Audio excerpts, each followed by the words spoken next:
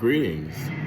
I'm on my lunch break right now. I have a few minutes before I head back to teach classes, but it was on my heart to create this video. I was trying to do it last night with some materials that I have, just to test things out. And I talked about the subject of my motivation for moving abroad.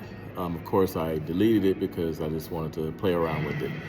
But I really feel in my heart that I need to share this video, especially based on a response that I received from one of my friends on Facebook.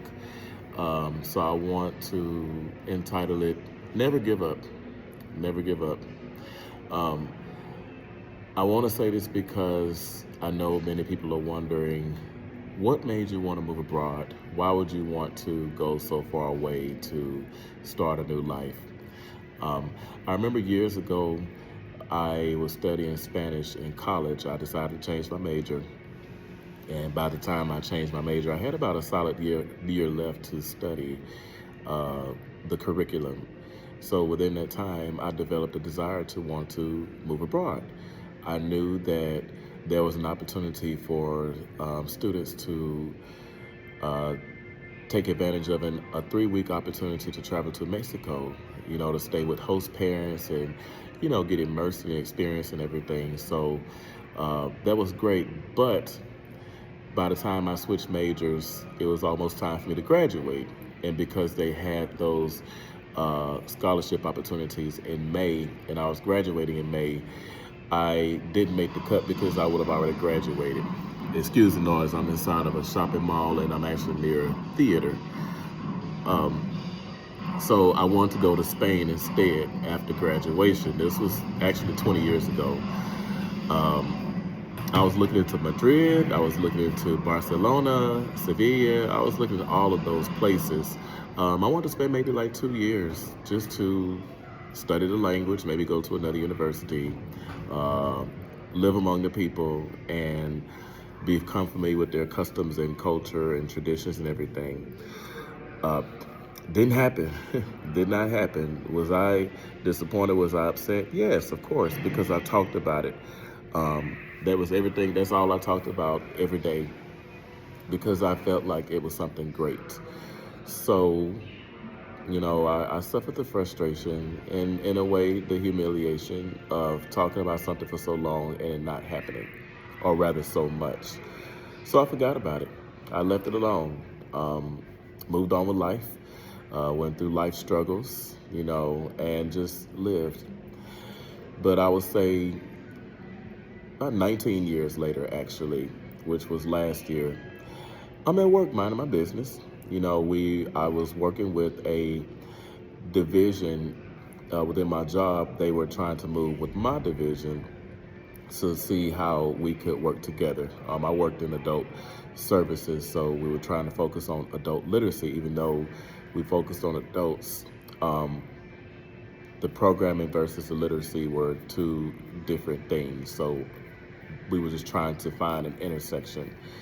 So I'm working with that leader in that division, and we're working together, just trying to, that leader and some others, to find ways for us to collaborate. And one of the great things we could do was to work with external partners to see what they could bring inside of libraries. So sure enough, she connected me with two people. One of the people, I had a virtual interview with her. Um, Funny how small the world is, right? Because not only was this person from Louisiana, but she also attended the same university. She went at least a decade earlier than I did. And when I told her what city and state I was from, she mentioned that she actually knew someone who she went to school with that is from where I'm from. And the person that she mentioned happens to be the daughter of my 6th grade teacher. She's one of two daughters. And I was looking at the picture the night before.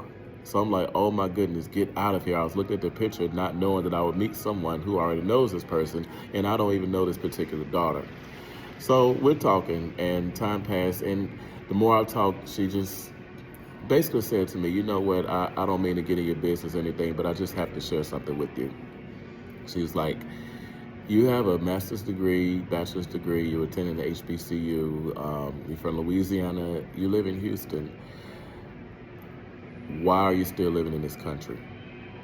You know, when she asked that question, I was frozen. I couldn't say anything because who asked that? No one ever asked that question of me.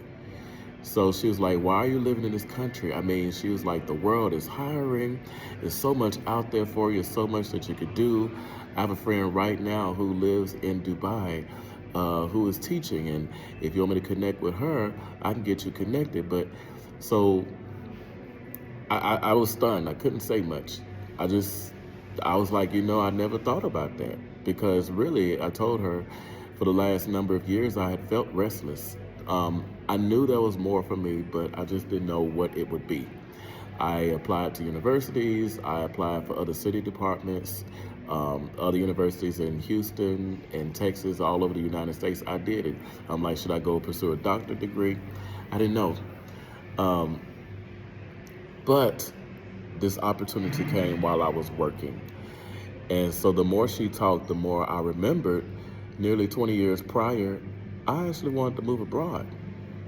So, that's what I shared with her and everything. And once the meeting was over, because our work meeting was like 20 minutes, but our meeting, the meeting where she took off her professional hat and started talking to me, that lasted for about another hour. So I went home, prayed about it. I mean, it was heavy. That was a quiet ride home. I prayed about it that weekend, and I felt that God was speaking to me saying, you know what, Donnie, this will be good for your health. Go ahead and do this. So, and eventually I connected with that friend in Dubai, and that was just another form of confirmation letting me know, you know what, it is time for you to make this move. So that's what I did. I took the necessary steps, which I will cover in another video. But here I am today. That meeting that I had with that person was back in June 2025, and I moved to South Korea in February 2026, so it wasn't even a year later. They let me know right there that it was on time, it was God, and God used a stranger to let me know, hey, you need to go to your next destination, and it is not in the United States. So I'm grateful because everything fell in place as it should, and I'm here. I mean, sometimes I'm just in awe because I was impatient 20 years ago because nothing was happening, nothing seemed to happen.